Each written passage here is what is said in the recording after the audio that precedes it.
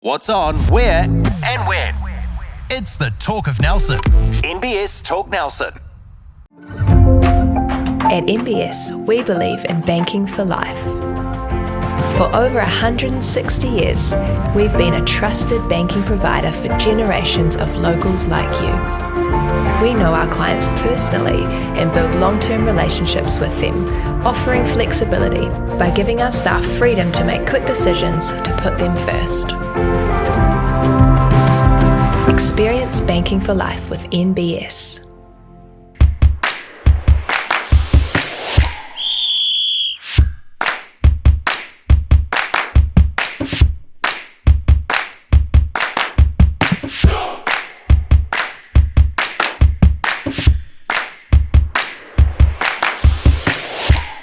Welcome to Football Focus, your prime source for all things football on the top of the South. I'm Chris Butler, and back with me once again, Ryan Skippy Stewart. Good to have you back, mate. Good to see you, Chris. Big shout out to our venue sponsor, the Turf Hotel, and don't forget to check out their Facebook page for all things that are happening this weekend. Looks like Jam Night on tonight and the full Monty. It's getting closer. It's getting closer. It's probably well advanced in their rehearsals. Yeah, every Monday. I think they're getting Is together. that what it is? Yep. A few boys haven't turned up a couple of times, I don't think. Oh, have they? Stan's a bit nervous that he's going to be left on his own. They'll bail at the last minute. Yeah. But yeah, no, as I said, they were doing it for a great cause. So hopefully, they can get it together. And we said we'll bring the boys down for that night of training and support them. So, yeah. Before we carry on, we must introduce our guest, Cory Wilson. Fantastic to have you here, Cory. Yeah, thanks for having me on board. Can you tell us a little bit about, we were just saying earlier that Neil's going to be a little bit miffed because while he was away, he was able to entrench the Scotsman into the show. There was himself, George Campbell. We couldn't quite get George Clark. Now you've come back. Yep. And you've brought in the Irish. So That's it. Yeah. he's got to sit on the sidelines and watch that. Yep. Fellow man from Northern Ireland. Yeah. So good to have him on. Yeah, absolutely. So, Cory, can you tell us a little bit about where you're from? Yeah, so I'm from Northern Ireland, Londonderry, call the place. I'm sure a few people have heard of it before. So where is that in the cadet? Is it more north? Yeah, it's in the north. In the north, right? Yeah. So it's the second biggest city. You've got Belfast and then is that Londonderry, right? So right. So it's quite sizable. Yeah. Yeah, right. So tell us about early days of football for you. When did you get involved in the game? Oh, I've been playing most of my life, really, like any football player. Basically played with Stewart FC growing up, and I was in that setup. They was 16, 17, and then I got called up to the under-18 Northern Ireland team.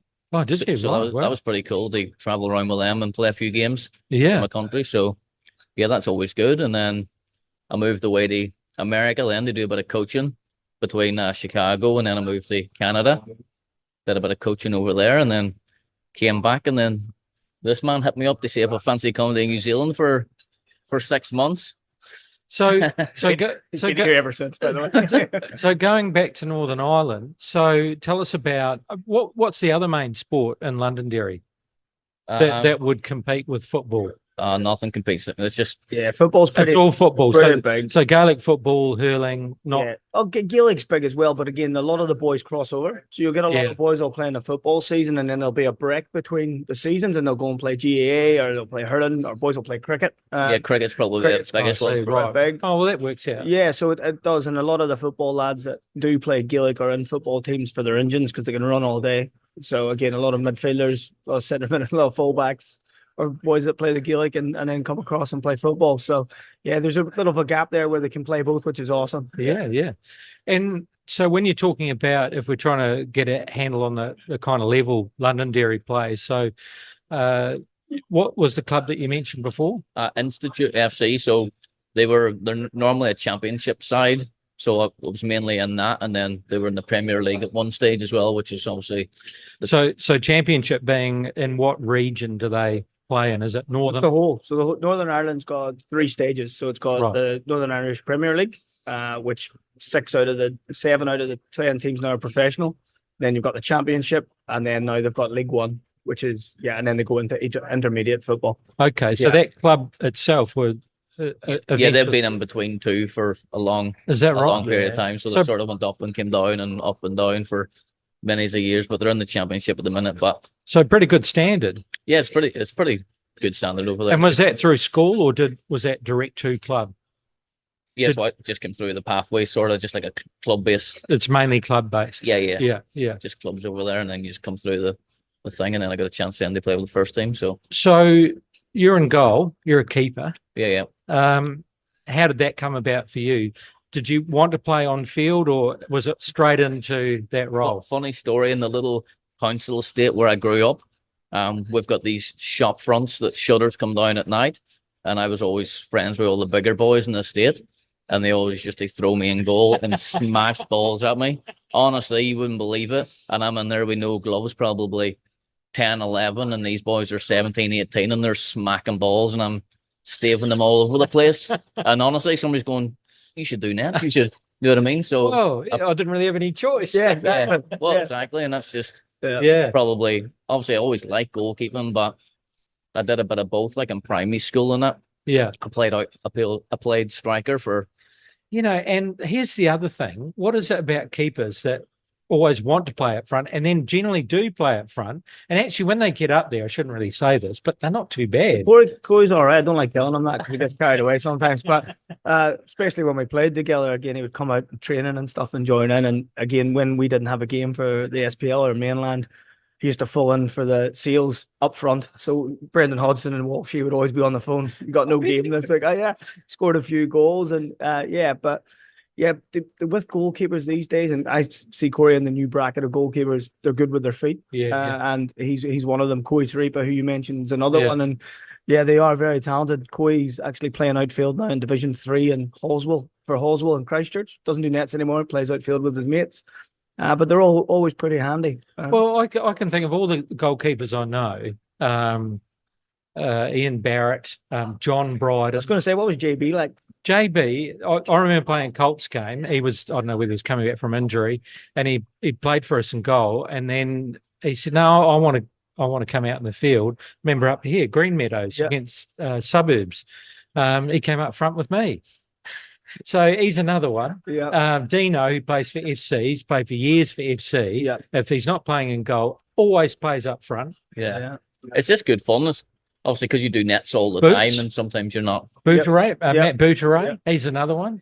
It's just usually you're always getting balls hit at you. It's nice to hit them at someone else. Probably. Yeah, literally. Yeah, probably. And there never seems to be any negotiation. It's up front or nothing. Nothing. And actually usually pretty handy. Yeah, but they can strike a ball well, I can't know they? that's the thing. I don't think we could play anywhere else really because we do so much kicking. It's like we get the ball at our feet and we just like smash And it. have a go. Yeah. Run onto it and have a go. Yeah. So tell us about then. Did you guys know each other in Northern Ireland, or how did that work? We sort of knew people just around the football scene. Again, I'm from Londonderry myself, but moved up to a little town just a little bit away from it, and sort of knew a lot of football people. It's a big football community around the northwest where we're from, and David Walsh, who's a good friend of mine, who came over and played for us a short stint, scored 12 goals in 12 games, and then he had to go home, which was ridiculous. He just put something out. He loved his time here, and he put a thing on Facebook just saying that he knew I was still playing at the time. He knew we were looking for a keeper, and Bigsy had spoke to him and said we need a keeper. Cory was moving away or something was happening. We just didn't have a keeper at the time, and it was a big focus for us. And David put something on Facebook about players, and Cory got in touch, and then I got his details, and then as soon as we started speaking to each other, we know everyone. So you know each other, and you know people, and you've been coached by the same person at some stage, and Cory was actually working for one of my old coaches, Paul Key, in the Maiden City Soccer School, where he was doing some keeping coaching and stuff as well, plus his own stuff that she was doing. So that was good that we sort of knew Paul as well, and it was good. And once we spoke, I think he was pretty keen. And about that actually, I was actually working in a supermarket as well as the coaching role at the time, and I was stacking shelves about 1 o'clock in the morning, and I get this random phone call, and it's a guy with a similar voice as me saying, "Do you want to come to New Zealand and play football?" And I'm going, somebody's winding me up here. Honestly, I said, "I'll tell you what, if you're still keen, give me a ring back in a few days," because I thought somebody was winding me. Yeah. And then he phoned back in a few days. Have you thought any more about it? I was like, "Oh, maybe it is real." He goes, "The only thing is, I need you over here next week." And I'm going, "Next week?" It was pretty quick. I was like, "Wow!" It's like I've got a full-time job, had a girlfriend at the time, like everything was kind of sorted back home. I was like, well, I had a big decision to make, obviously, and I just went home and talked to my mum and that about it, and just said, yeah, I'll come over for one season and see how it goes. And 7 years later, I'm still here. He's still here. And he's married with 2 children. I won't ask about the same girlfriend. I won't go down It's that definitely road. not. Okay, so and then I am interested. Obviously, you're playing at a reasonable level in Ireland, but they noticed you, fairly young age, because obviously you played international representative football. Yeah. So how long did you sort of kind of play at that level, and at what stage did you decide, actually, I'm quite keen on getting an eye on coaching? I was in the setup for Institute. I was only 16, 17, and obviously they were always looking for the more experienced keeper. So I did sit on the bench a lot and still play with under 19s for the Institute. And then I got a few call-ups to play with the first team in different cup scenarios, and I played a couple of great games, and then I got the opportunity to come up and play for Northern Ireland. So that was pretty cool for me. Yeah. But then at what stage did you make that transition into coaching? So I was sort of doing, at 18, I was sort of doing coaching in the background. I did like a coaching qualification back home where you still attended like school, but you get the coaching background and just about how to deal with players and their mindsets and vice versa. It was like a full 2 or 3 year course that I also did while playing football. And then I basically went around all the primary schools locally, just coaching them different sports and mainly football, but it was a lot of multi-sports programs and just teaching kids different things. So you got into it quite young. Yeah. And obviously I brought that over here and just... Yeah, and a chance to coach in Canada and USA as well. So that must have been a great experience. Yeah, really. Just that moving away from home at 18, 19 to go there and coach it. I made it a little bit easier then whenever at 23 I was asked to come here and play football. Made it a wee bit easier for me. So you arrive in Nelson, short notice. Yep. Everyone left behind, and then you straight into it. So they literally straight in there. I actually lived above the turf. Oh, did you live there? Yeah, literally across the street. They're like, there you go. There's a flat and there's a car, and see you later. I'm like sitting in this 5-bedroom house myself, going, what am I doing?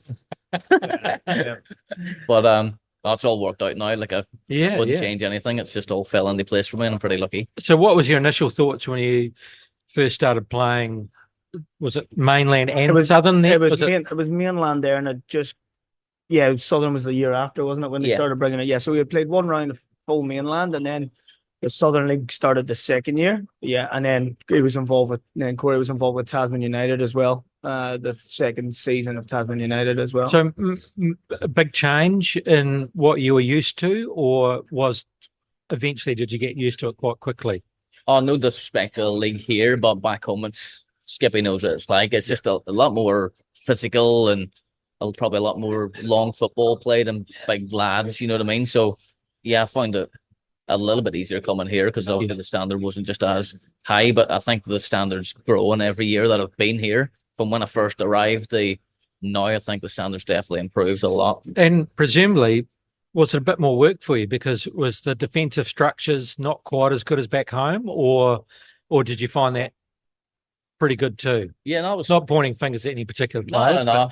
But, I never defended my life, mate. No, as a goalkeeper, you like to be busy as well. Yeah, you know what I mean. So, no, I just enjoyed it really. Yeah. Oh, fantastic. So, tell us about what you're doing now. So, how long did you? Because you're not playing regularly in that league now, is that right? Yeah, Cory.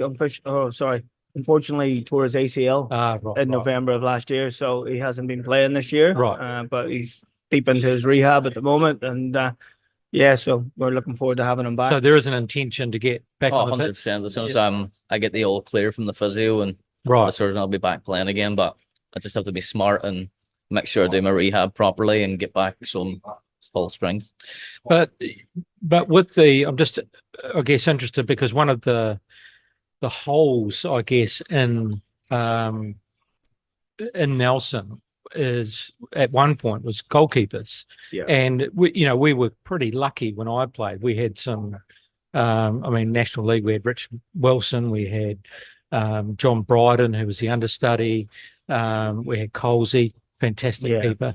So we were really lucky. Patsy, each club, senior team had really good keepers. And then as time went on, we had the ability to have these guys pass on their knowledge. But when I kind of came back into the fold and did a bit of managing, there not only was a shortage of keepers, but there was actually also a shortage of people that were coaching. Yeah. A couple of guys were around that were able to help out. A couple of guys had to come in and play, used to play. But so what's it like today? And have you been able to spend some time with some local keepers? Yeah. I did a lot of coaching before I took the new role on, like at Garran College. So I did a lot of coaching, a lot of goalkeeping clinics and stuff like that for myself and for the club. But yeah, with the new job role I've got, it's hard for me to do that at the minute for the time that I work, as I start in the afternoon at 3 p.m. when most kids are finishing school or training. So it's been a bit more difficult, but I do think that we needed a lot more coaches, like for goalkeeper wise. And is there some stocks there, some talent? Yeah, I was just speaking to Cory before we went on. Andy Gallagher, who we spoke about coming on later on in the next couple of shows. He's goalkeeping coach and has coached Cory at Suburbs, and he's saying again we're at a really good point at the moment where we've got the likes of Cory and we've got the likes of Nick Van Hatten who are around that do want to help the younger players. Because at times you do get these pockets of space where no kid wants to be a goalkeeper. No. So we've got to use these boys as the sort of Cory enjoys his football, plays in nets every week, does the coaching, and can we entice them in? And I think Cory will know more than me, but we do have quite a few young lads at the moment that are pretty good, and we just need to keep them in the game and keep doing it. So I know Andy Gallagher, Cory herself have always been in that space trying to upskill, but also get more into the game, which is brilliant. Interesting. And tell us about what you do now. Yeah, so me and my wife run the girls' boarding school at Garran College. So we've got 2 hostels there, and there's about 25 boys and 25 girls. So we're sort of in charge of the girls' one. So wow, fantastic. I see. I didn't even know that about Garran College. So yeah, a lot of people don't actually, but it's nice that we're tucked away where no one knows where we are. Yeah, that's right. That's right. Is this through family connections? How did the boarding school come around? Funny story, actually. I was working for Raywood Fresh at the time, doing a bit of delivering in the morning, and I always used to deliver food there. And there was an Irish girl that was in charge at the time, Eugenia, and we just got talking, and she was asking me what I did, and I was telling her about playing football and coaching kids and all that. And she's like, "Oh, we could do with someone like you. They like sort of help us look after the kids and take them out in activities." And so I got my foot in the door doing a bit of part-time, doing some activities with the kids. And then the role basically came up. They sort of wow, fantastic. Yeah. So and are these families that have had previous connections with Garran, or are they just some of them are from out of town? A couple they're mostly from like Murchison, Reefton, Renwick. They like run farms or vineyards, but they've done their research. They like the school. Exactly. A couple of the girls are in our Girls Academy who are part of the school as well, who have came up from Murchison and Reefton and stuff, are playing football at the club, which is good as well. So gee, and it's a growing district, isn't it? So there's only going to be more demand. Oh, exactly. Yeah, it's definitely growing. We're all ready for next year. So there's no going home really now, is there? Nah, here now. My wife Bex and 2 lovely kids as well. So that's and where does Bex come? Is she originally from here, or she's originally English, but she came over when she was 14. Oh, I see. Right. Yeah. So I met her over here. Yeah, right. Fantastic. Oh, good stuff. All right. Well, look, it's great to have you on the podcast, mate. And but now what we're going to do is we're going to test your local knowledge. It doesn't matter if you don't know anything. All you got to know that is Golden Bay against Montjuic is a derby. It's not. It's like saying, I don't know.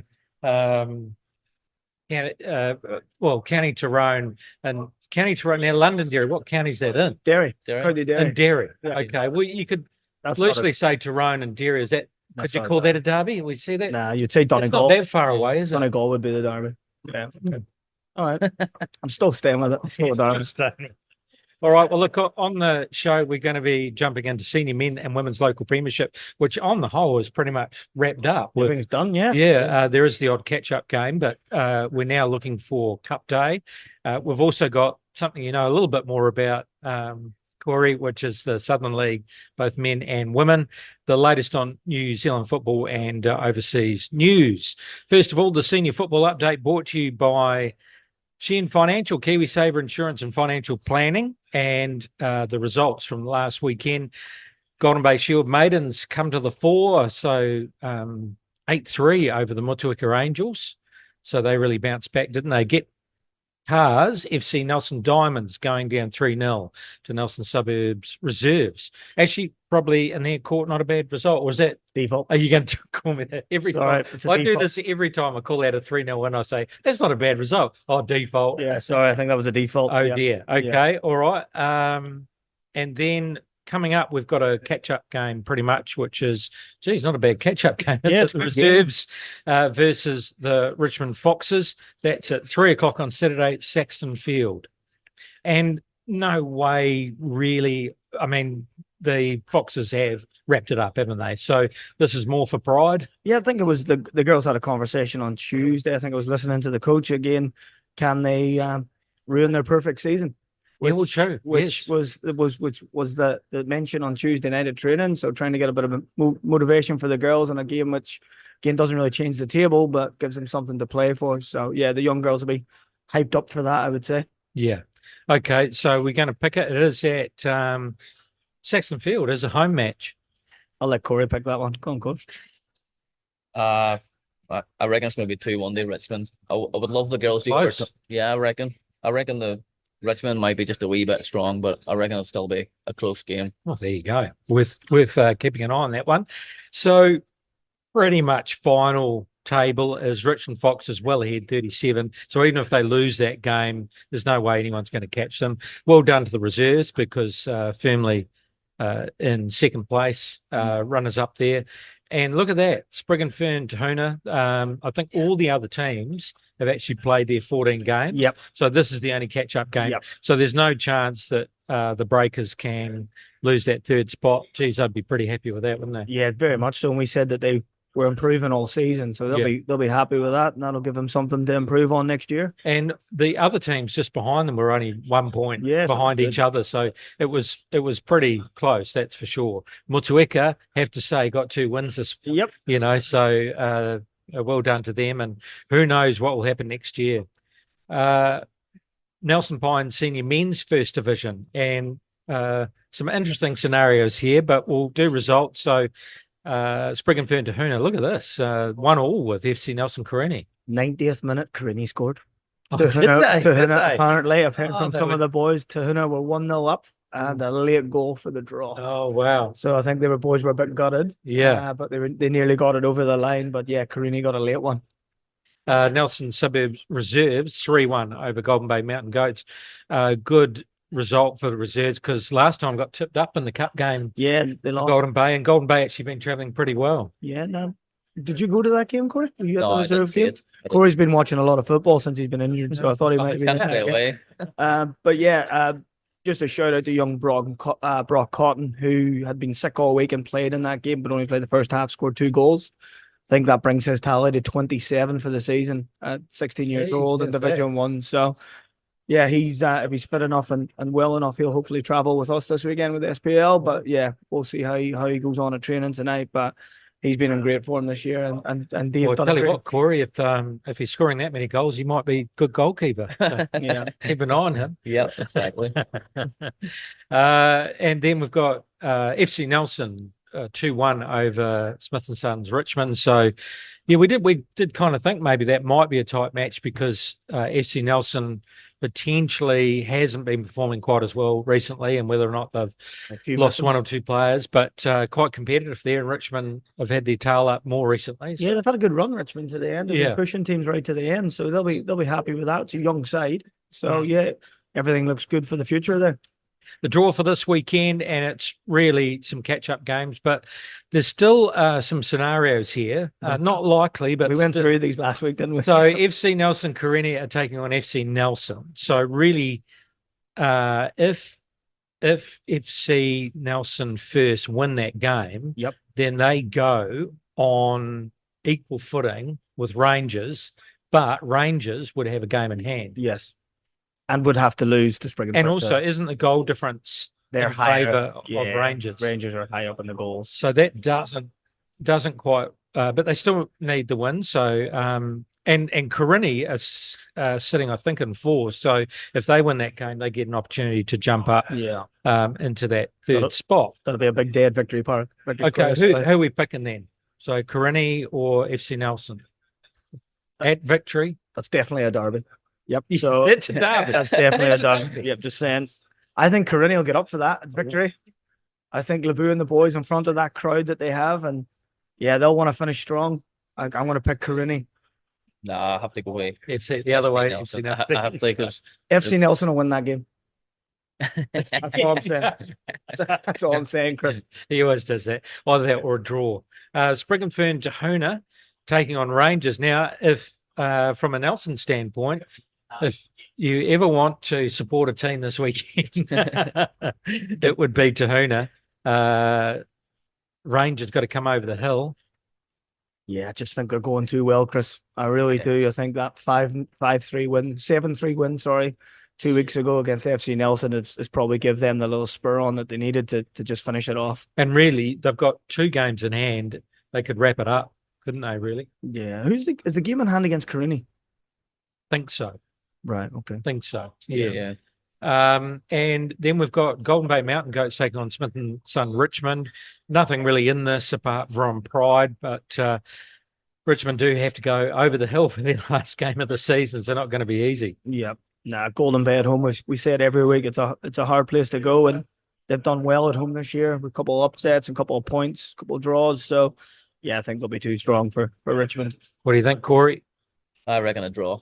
A draw. There you go. Yeah. Yeah. Oh, there you go. It's good that he's not just going along with what you were saying, Skippy. He might be doing it deliberately, I don't know. But the table. So Rangers on 30. If they win, that pretty much sews it up. Reserves are done, aren't they? Yeah. So what we're saying is FC will play their last game this week. We'll put them on 30. So it's done. It's done because the goal difference, yeah. Unless they beat Corinne 22. Congratulations to Rangers. Who's the coach of Wolfie? Wolfie. We'll have to get him. Wolfgang. Yeah, he's done well. I know his son Tor, who's the captain who plays as well, helps a bit with the team. So I might have to, if he's coming over the hill, or zoom him in because he's won the league. So done a great job there. Unlikely they're going to challenge though, are they? I have no idea. You just don't know. So that would be something to. Yeah. Traditionally they haven't. Yeah, it'll be something to see, but again, we'll wait and see what happens there. But good season for them, and did they win it No, they didn't. FC won it last year. FC won it last year. Then they did take on universities, right? Okay. In the challenge, but previous to that, Rangers have won it, but not challenged. Right, okay. And that's really, you would say, financial. Yeah, because it's a big commitment. Yeah, it is. Yeah, a lot of things to take off as well, isn't there? Really? Oh, the licensing's an absolute nightmare. Well, that's the new thing that's come into the fold, isn't it? So we've always had to do the licensing. So you've always had to have it. So it's not just on your playing and your coach. Your coach has to have a certain qualification. Your reserve coach has to have a certain qualification. Your top youth team has to have a certain qualification. You have to do budgets, forecasts for the year as a club, revenue. It's quite detailed. You need proper club rooms now too, is that? Oh, it's just the whole thing. You have to have a everything. certain amount of pitches. You have to have a certain amount of lights. You got to, it's. So one thing that did come up is with the license, you don't necessarily have to now win the league. Is that correct? So what you can do, and if I think this is my understanding of it, I tried to ask TJ about it the other day when we were having a coffee, and so again, like the likes of Blenheim are in our league, and they don't want to go up. If there's a club within our league who holds a club license, they can go and play for the region, play for that spot. That's what I understand. I think that's what it is. So FC could still play off against YMAC if that was the case, if they get their license in. I think that's what I understand from it. But yeah, we'll wait and see. Because I know hence FC 20 were able to fill that void last year because they had their license. Yep, 100%. Yep. Okay. All right, let's look at Southern League Women and the results. Dunedin City Royals 3-1 over Coastal, so travelling really well. What was the go on the Nelson Suburbs game? Flights were cancelled. Yep. So that's going to be replayed. 2 now? Yep. So that's going to be replayed on the 8th of September. They're hoping, but I just looked at the fixtures. That's the Rita Cup final. So I don't know how take went last night. They were playing in the semi-final. So if they beat Coastal, then that game's going to have to be moved again because the finals that day. So, Jeez. Okay. Yeah. And then we've got Otago University 2-2 with Coastal Spirit. So that was so that Dunedin City result was on the 4th, and then on the 10th, Otago University 2-2 with Coastal Spirit. Yeah. So, geez, that's a pretty good result, isn't it? Yeah, that's a tough one for Coastal to take there Yeah. because that sort of put them on the back foot for that title race against Otago, who they probably should be beating. And then Dunedin City Royals, then they played just this weekend, gone 3-0 against Roslyn Wakari. The draw for this weekend, check my dates. Yes, definitely the 17th, Coastal Spirit taking on Nelson Suburbs at English Park. So this time, hopefully Neil makes it down to Christchurch. Yeah, the girls will be up for that because the last time they played, Coastal was at English Park and we drew 1-1. So they'll be hoping to go down and get sort of similar outcome and hopefully maybe nick a win. Yeah. They'll be needing that at the moment just for their spirits at the moment, isn't it? Yeah. It's a young side. It's a very young team. Yeah. Nelson one. Roslyn's Waikari are going to be taking on Kashmir. That's on the Sunday. That's at Caledonian. So that's in Christchurch.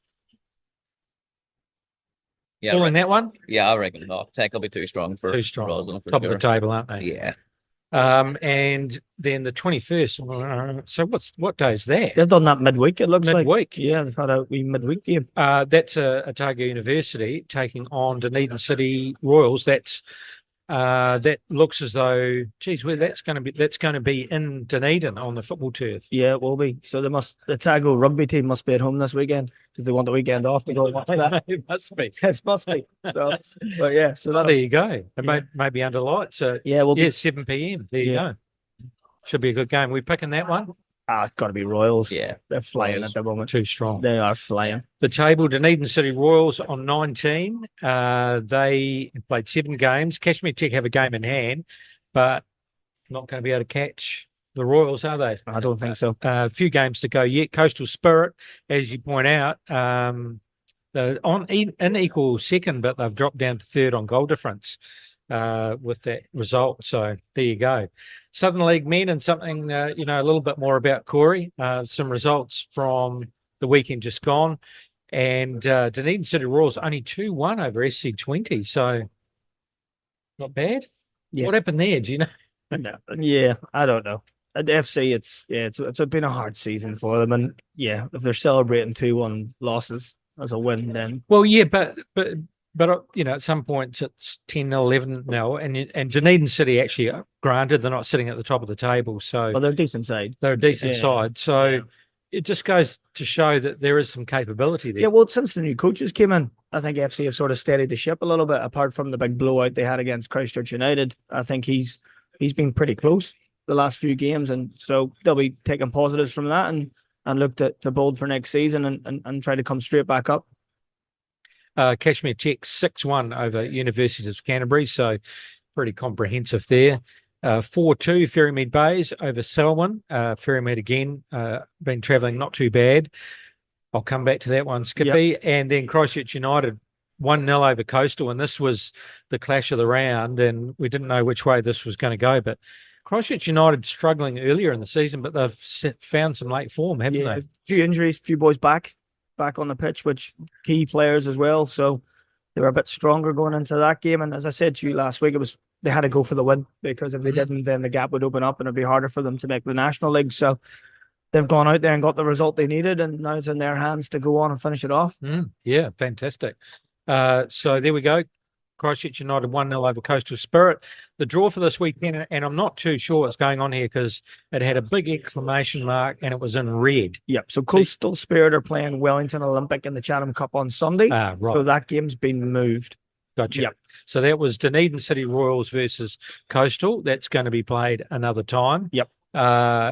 Also the same for Universities of Canterbury taking on FC20. I have no idea. No, but that was a big red dot and a highlighted in red on the draw. Yeah. So is it catch up running or have they I played? don't know. Maybe they're going to try to move it midweek. yeah, maybe. could be. Unsure. Yeah. Okay, well look, let's pick them anyway. So Dunedin City Royals over Coastal Spirit. What are we thinking? when they do that catch-up game, it's probably going to be midweek for Coastal to travel down to Dunedin. That's going to be a tough one. A tough one, but again, as I said, Coastal are pretty strong, and again, they've got to win every game if they want to make National League. So I think it'll be a lot tighter than people think, but yeah, Coastal will probably see it out. Yeah, I'd probably say the same. It won't be a tough game down there. It's never easy going down to Dunedin, but I think Coastal know themselves they need to win it. So, and this will be interesting. FC 2011 versus University of Canterbury, because FC 20 have shown that they can, they can do some good work. Yeah, midweek game, I'm going to pick it. FC 2011's first win. First win of the season. Yep. Nah. Universities have won that 1-0. Yeah. I'm trying to be positive here. Sorry, I'm right. And interestingly here, that must be because look at this. University of Canterbury are taking on Dunedin City Royals. That's at English Park, 2:00. So they've swapped because of that game. They've swapped that. It looks like so they're going to have to play that catch-up game, and because the Royals were meant to play Coastal, they're now going to make Unis play Dunedin. Yeah, at English Park. So who are we picking there? I'll go the Royals. Yep, too strong for universities. I agree with that. Actually, I didn't come back. We jumped onto the draw. I just completely game of two halves skipped. Nelson Suburbs. Yeah, literally. So what happened, Skippy? 2-2 with Nomads. We were brilliant in the first half, 2-0 up, and terrible in the second half, and conceded 2 goals in transition and got caught in the break, and lucky to keep it at 2-2. Nick Van Hatten's been a good save from a penalty to keep us in the game, but yeah, we were the shadow of ourselves in the second half that we were in the first. So again, we talk about it every week, inconsistency, and it seems to be our big issue at the moment, and that's a game we should have won. Did you happen to catch the game? Yeah, I did watch that game, and I probably just agree with Skippy there. It was just a game of 2 halves. We were really good in the first half and probably could have scored a few more. But put us in the bum then in the second half. So. Yeah. Oh, well, never mind. You've got a point and still sitting in 4th. We'll come back to that. Ferrymead Bay is taking on Nelson Suburbs. You've got to travel down that way. So how are you going to go on that front, do you think? Just on that, we've got a young side this week. We've got a few lads out with injuries and suspensions, so it gives us opportunities to give the young boys a go. So it's probably the youngest side we've taken away.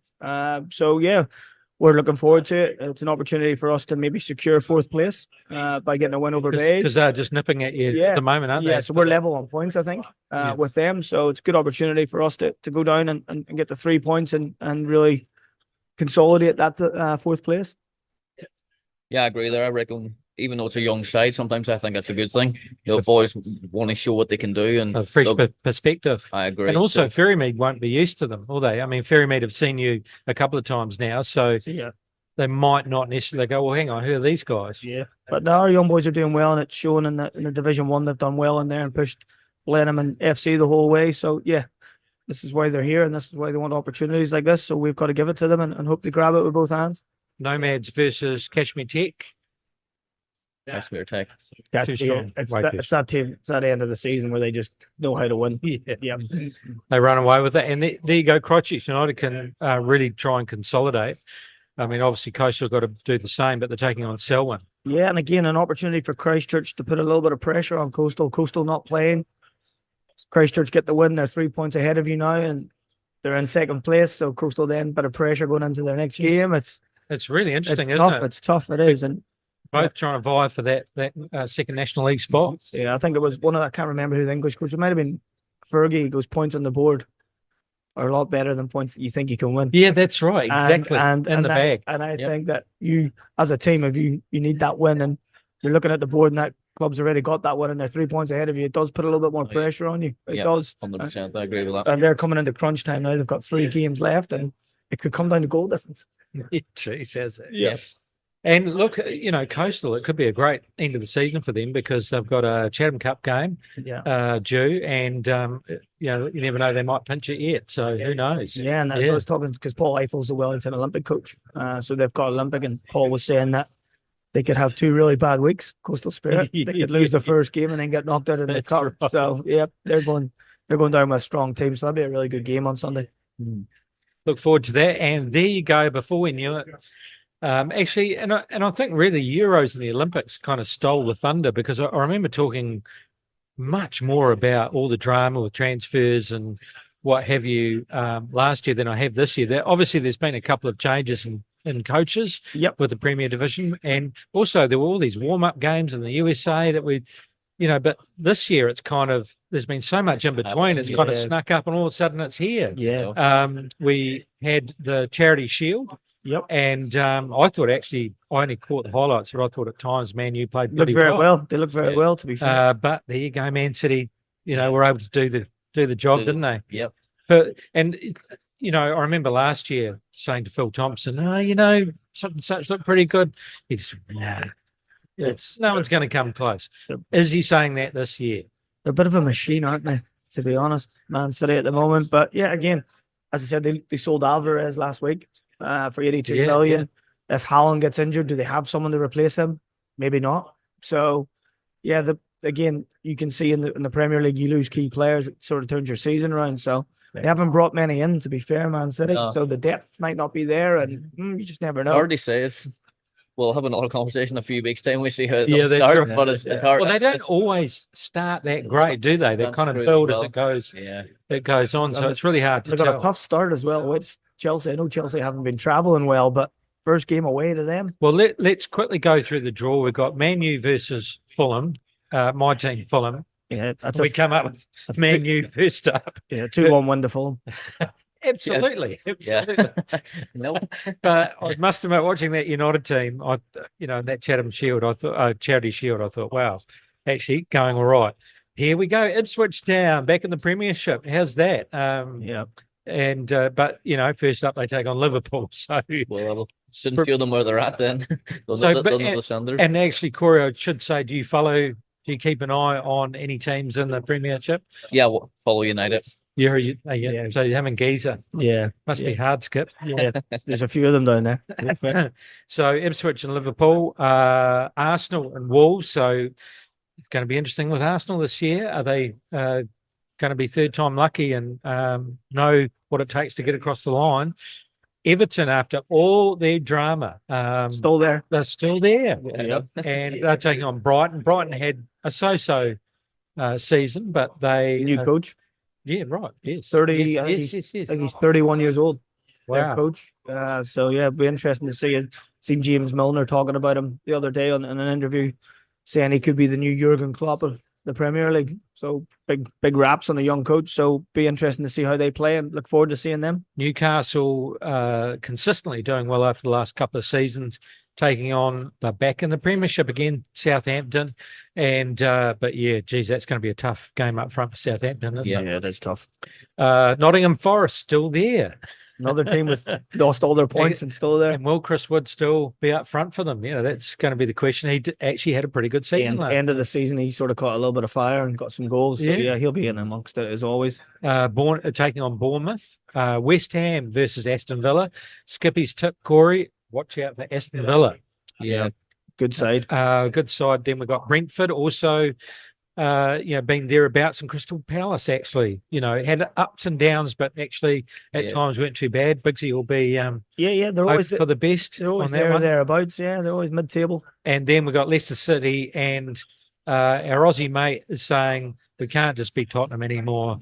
Yeah. We've got to go for it. And so what's going to be? I haven't heard any big news in the off season about who they picked up. Well, they've just signed Dom Solanke from Bournemouth for 62 million. Right, he was their top goal scorer last year. So he's gone for firepower. So he's went out and got it, spent some money on it. So that, because that was the interesting argument, wasn't it? That are we just a business that turns over merchandise and fill stadiums, or do we want to win trophies? And it's obvious.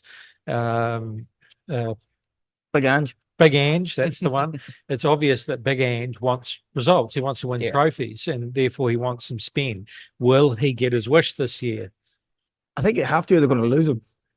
Yeah, true. He's the sort of character. He's not going to hang around, and if he doesn't have if they're not on the same page, there'll be clubs lining up to take him. Let's be honest. He's got that mentality, and people like to watch his teams play. So I think they've probably. The show that they've went out and let him spend 62 million on a centre forward is probably showing that they're listening to him. Yeah. And it'll be interesting to see how they go this year. They need to do something though, don't they? Like, they do. For so long, it's just been like they're happy just finishing mid-table stuff, and you know what I mean. So the Champions League, the bonus. They need to Leicester City, they're there again, so might not see the heights. No, might not, but good to see them But back in there. it's good to see them back, and it's going to be interesting to see Ipswich, Southampton, and Leicester. Yeah, how they where they'll sit. I hope it's not at the expense of Fulham. Yeah, but the big one is Chelsea versus Man City. Chelsea up and down. They did at one point show what they are capable of. So, what do we thinking? Well, interesting. It's Pep's old assistant is now the head coach at Chelsea. Yes. So, does he know how they play? Does he know them inside out? You just don't know. And Arteta did it very well when they played City. He knew the way Pep played, and you might see a different Chelsea in that game and a different sort of system. And he'll be trying to take anything he can. But Chelsea have signed some good players. It's just we haven't got to see them yet. They've just he's rotated the squad quite a bit. So it'll be interesting to see who he puts out. And someone that's really risen to the top. I'm hopeless with names. Parker, isn't it? Palmer. Palmer. Yeah. So I mean, he played some nice football towards the end. Old City boy as well. So he'll be out. Yeah, it'll be an interesting one. I don't think it'll be as one-sided as people think. Here we go. All right. We'll be interested to see how those results go. Hey, Cory, thank you very much for coming in, mate. It's been great to hear a bit about your background. Yep. And also your coaching as well. So it's great that hopefully maybe one day when you decide to hang up the boots, you might... Not for a long time yet. we might retain you as a coach, and we certainly need some more goalkeepers and goalkeeping coaches, actually. So, yeah. So keep up the good work and good luck with your rehab. And all right. Thank you very much, mate. Thank you, Skippy. Yeah, just on last week as well. Remember we were talking about Lee Carsley, the new England coach? Yes. He did play for Ireland. Oh, did he? He did. He represented Ireland. I Googled it when we left. Played quite a few. They didn't even mention that in the write-up. 70 games. Did he? I was surprised when I seen it. For the Republic of Ireland. And he played for the under-21s. There you go. Watch the space. All right, that's it for this episode. My thanks to our venue sponsor, the Turf Hotel. You can catch this podcast and others on nbstalknelson.co.nz and also on our social media channels, also on Spotify under NBS Talk Nelson. We'll see you again next week on Football Focus.